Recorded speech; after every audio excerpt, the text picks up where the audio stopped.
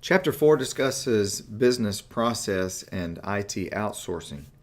This title is really a little bit misleading because it's not about business processes and IT outsourcing. It's really more about business process and IT together outsourcing. So it's really more of the outsourcing of business processes and IT is what this is about. So the title is a little bit confusing. I just wanted to clear that up front.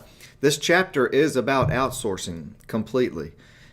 So we touch on a couple of other topics in the chapter, but that is the primary topic that is covered here. So the first part of the chapter is really an overview of outsourcing, and I'm not going to go into a lot of detail here. It's primarily outsourcing is just an arrangement where one company contracts with another organization to provide certain services. Sometimes it's high-risk activities that raise the potential for quality problems like legal situations.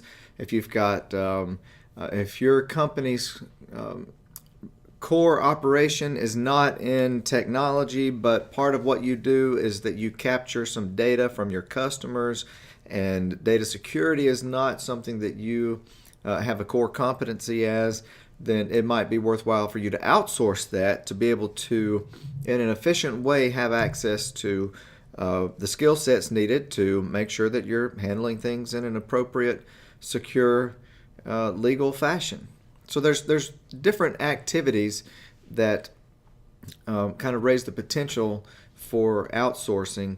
And if those activities also, when you do outsource those activities, it raises potential for problems because you're opening up to another business. So outsourcing is just basically primarily where you don't have the ability to do something as good as you think you could, or someone else you think can do the same thing better and more efficiently, more cost effectively, and so you want to use their services. There's different types of outsourcing, and we'll talk about some of those throughout the chapter. But what I really want to focus on is sort of the middle part of the chapter, and that is IT outsourcing.